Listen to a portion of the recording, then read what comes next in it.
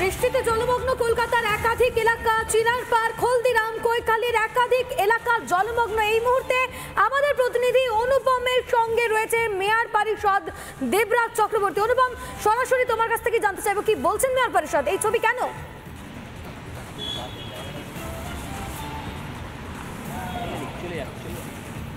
একদমই তাই, তুমি দেখতে পাচ্ছ মেয়র পরিষদ নিকাশী দেবরাজ চক্রবর্তী বিধাননগর কর্পোরেশনের তিনি নিজে জলে দাঁড়িয়ে রয়েছেন এবং তার কাছ থেকে জানবো এই জলটা জমার কারণ কি, এই জল কতক্ষণে নামবে এবং এই যে সিস্টেমের কথা আপনারা বারবার বলছিলেন, বিভিন্ন সিস্টেম পরিকল্পনার মাধ্যমে জল নামানোর ব্যবস্থা করছেন, সেটাই বাকি। দেখুন, আমি আপনাকে এর আগেই নিয়ে গেছি যে পাম্পিং স্টেশন আমাদের ইতিমধ্যেই চালু আছে। এটা খুব কানেক্টেড একটা প্রসেস। এই কানেক্টেড প্রসেসের মধ্যে দিয়ে আমাদের টোটাল নিকাশি ব্যবস্থাটা, পরিকাঠামোটা একসঙ্গে কানেক্টেড। আমাদের ভিআইপি রোড সংলগ্ন যে জল, সেই ভিআইপি রোড সংলগ্ন জল আমার সোজাসুজি আপনার হিডকো পেরিফেরিয়াল ক্যানালে যায়। শুধু ভিআইপি রোড নয়, তার সঙ্গে সঙ্গে ডিরোজিও কলেজ এবং তার সংলগ্ন যে জায়গাটা, সেটা আমার ভিআইপি রোড এর সাথে সাথে চিনার পার্ক হয়ে আমাদের নোয়াপাড়া যে পাম্পিং স্টেশন, সেই পাম্পিং স্টেশনে মাধ্যমে আমাদের হিডকো পেরিফেরিয়াল ক্যানালে যায় এবং তারপরে ওটা ওখান থেকে লোয়ার বাগজলায় যায় এবং কুলটি পাম্পিং স্টেশন সেই লোয়ার বাগজলার জলটাকে টানে। স্বাভাবিকভাবে যতক্ষণ না লোয়ার বাগজলার জল কিছুটা নামছে এইটা একটা পিরিয়ডিক্যাল, মানে একটার সঙ্গে আরেকটা কানেক্টেড। আমাদের এই জল আপনি একটু আগে দেখে এসছেন যে চিনার পার্ক থেকে নোয়াপাড়ার জল ইতিমধ্যেই নেমে গিয়েছে এবং এরপরে এই জলটা মুভ করছে এবং এই জলটা মুভ করতে আপনারা দেখতে পাবেন যে এন্টায়ার ভিআইপি রোড হলদিরাম যে জলমগ্ন অবস্থায় আছে, তার একটা বড় কারণ হলো আমাদের এয়ারপোর্ট অথরিটি অফ ইন্ডিয়া। আমার এই বিষয়ে আসবো, আমি আগে বলবো দেবরাজের এই অংশটা দেখাতে। দেখো জল কোন পর্যায়ে এসে পৌঁছেছে এবং যেটা বারবার একটা আপনারা বলেন যে এয়ারপোর্টের রানওয়ের জল এটা হলদিরামে আসে, এটা কি সত্যি? আমি আপনাকে একটু পরে নিয়ে গিয়ে দেখাবো যে এয়ারপোর্ট কোন কোন জায়গা থেকে তাদের রানওয়ের ওয়াটার ডিসচার্জ করে। দুটো পার্টে যায়, একটা হলদিরাম ভিআইপি রোডে আর একটা দমদম ক্যান্টনমেন্ট ক্যানালে। এই দুটো আউটফল রাদার এয়ারপোর্ট অথরিটির যে রানওয়ে, সেই রানওয়ের জলটা আমাদের এই দুটো আউটলেটের মাধ্যমে আমাদের ভিআইপি রোড এবং তার সাথে সাথে দমদম ক্যান্টনমেন্ট ক্যানালের মধ্যে দিয়ে যায়। একটা জিনিস বলুন, যে এই যে জল জমছে, আপনি তো মেয়র পরিষদ নিকাশী, এর দায়ভার তো নিতে হবে। অবশ্যই। আমি আপনাকে বলবো একটা কথা, খুব নিশ্চিতভাবে আপনারা এটা আপনাদের মিডিয়ার মাধ্যমে দেখাবেন যে একটা ডেমোগ্রাফিক্যাল সিচুয়েশানে বিভিন্ন পর্যায়ের নিকাশি ব্যবস্থার যে বিভিন্ন ওয়াটার কানেকশান, সেটা রাতারাতি করাটা সম্ভব নয়। আপনারা জানেন রাজ্য সরকার, আমাদের মাননীয় মুখ্যমন্ত্রী মমতা বন্দ্যোপাধ্যায় ইতিমধ্যেই 2022 সাল এবং 23 সালে ইরিগেশন ডিপার্টমেন্টকে নির্দেশ দিয়ে আমাদের বিভিন্ন ক্যানালের ড্রেজিংয়ের কাজ সম্পূর্ণ করেছেন। ইরিগেশন ডিপার্টমেন্ট প্রায় 23 কোটি টাকা খরচা করে দমদম ক্যান্টনমেন্ট ক্যানালে একটা পাম্পিং স্টেশন করছে। এর সাথে সাথে বিধাননগর কর্পোরেশনের, রাজ্য সরকারের সহযোগিতা নিয়ে বিধাননগর কর্পোরেশন 50 কোটি টাকারও বেশি খরচা করে বিভিন্ন ওয়ার্ডে ড্রেনেজ নেটওয়ার্ক ডেভেলপ করেছে।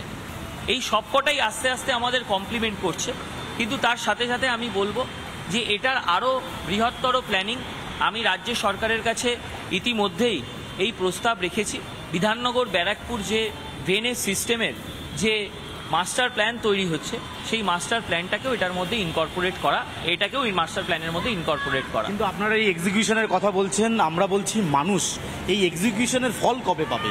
কবে মানুষ এই অঞ্চলের জল থেকে মুক্তি পাবে, যন্ত্রণা থেকে মুক্তি পাবে? দেখুন, আমি বলবো যে এই পাম্পিং স্টেশনটা ইতিমধ্যেই আমরা কাজ সম্পূর্ণ করেছি এবং এটার সঙ্গে সঙ্গে এই জল যে একেবারে নামছে না এরকমটা নয়।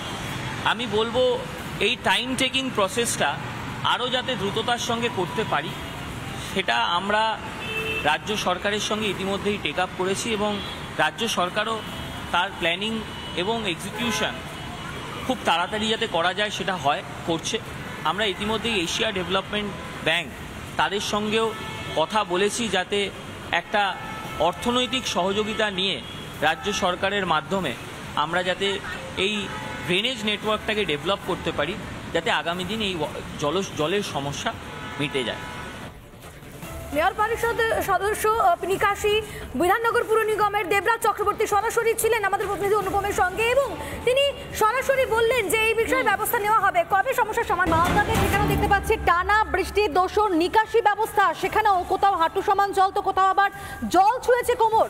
জমা জলে মালদার একাধিক এলাকায় ভোগান্তি, বন্ধ রয়েছে এলাকার স্কুল কলেজ, পানীয় জল পেতেও সমস্যার সম্মুখীন হতে হচ্ছে স্থানীয়দের। সেই ছবি আমরা দেখাচ্ছি এই মুহূর্তে রিপাবলিক বাংলার পর্দায়। বলতে গতবার তো এরকম জল জমা হয়নি, এবার যে জল জমা হয়েছে নিকাশি হয় না, নিকাশি জল জমা একদম পুরাট হয়ে আছে, একদম স্ট্যান্ড থেকে নিয়ে সম্পূর্ণ জল এখান দিয়ে নামছে। কবে থেকে হয়েছে এটা? আপনার আমি আজকে সকালবেলা গোটা এলাকা পরিদর্শন করে দেখলাম, এলাকাগুলোতে কিছু জল জমা হয়েছে, দেখে বেশ আমার খারাপও লাগছে। আবার আমি যে খারাপ লাগছে তার ব্যবস্থা নিয়েছি, কিছু কিছু জায়গায় ড্রেন হয়েছে, ড্রেনগুলো নতুন করে করা হবে। আর বক্সিনগর সোনামণিতলার বিবেকানন্দ পল্লী যেটা বলছে, সেইখানে জল যে জমা হয়েছে সেই জল পুরো ব্রিজের থেকে সম্পূর্ণ জল সেই রাস্তা দিয়েই গড়িয়ে যায়। এবার সেই জল নিকাশি ব্যবস্থা বন্ধ রয়েছে। এটার পরিকল্পনা নিতে হলে বড়সড় পরিকল্পনা, এই পরিকল্পনা নিতে হলে আমার পক্ষে একা সম্ভব নয়। সেটা সব মেম্বার নিয়ে আমরা বসে সিদ্ধান্ত নিচ্ছি কি করা যায়। আর এর থেকে যদি অধীত কর্তৃপক্ষ তারা যদি কোনো ব্যবস্থা নেয় তাহলে আশা করি ভালো হবে।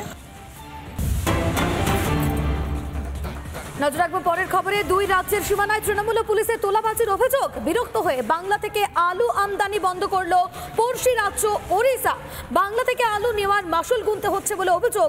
ওড়িশার মন্ত্রীকে সিএ পাত্রর বাংলাকে বাদ দিয়ে এবার উত্তরপ্রদেশ থেকে আলু আমদানি করবে ওড়িশা। ওড়িশা তো উত্তরপ্রদেশ থেকে আলু ও বীজ এনে বেঁচে যাবে, কিন্তু রাজ্যের অবস্থা কি হবে?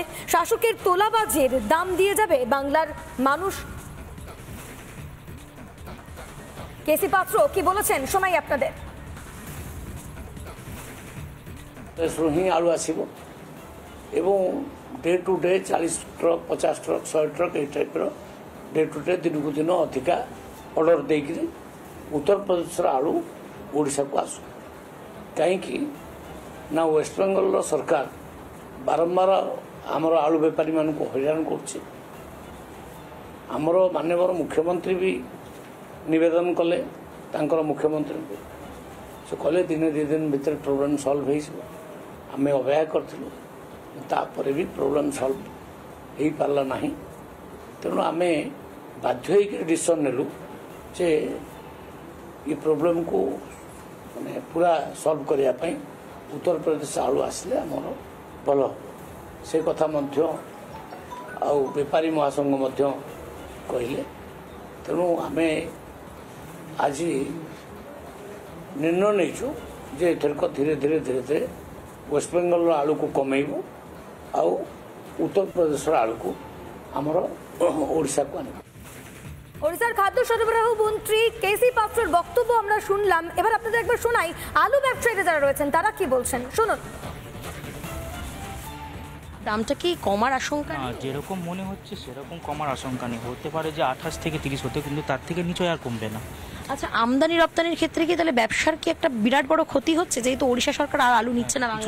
কিছুটা তো হচ্ছে, যতটা শুনছি মহাজনের থেকে ওদের কিছুটা ক্ষতি হচ্ছে। বাইরে যেটা আলু যেত, এখানে তো ভালো কোয়ালিটির আলু চলে, এখানে খারাপ কোয়ালিটির আলু চলে না। ওই যে একটু গড়া আলুটা থাকে সেটা যেটা বাইরে যায় সেটাই বন্ধ হয়ে গেছে বলে আলুর দামটা এত, প্লাস ওদেরও নোকসান হচ্ছে। আলু বেশি দামে রাখা আছে, বুঝলেন তো, এই জন্য বেশি দামে বেচতে হচ্ছে। আলুটা রাখা আছে নতুন? হ্যাঁ। এটা কেন মনে হচ্ছে আপনার? চাপটা হলো কি, মাঝখানে সরকার যে আলুটা বন্ধ করে দিল, একটু 3 দিন বন্ধ হয়ে গেল, এই জন্য দামটা একটু বেড়ে গেল। দামটা কমার কি কোনো সম্ভাবনা দেখছেন? না, এর থেকে কমার কোনো সম্ভাবনা নেই।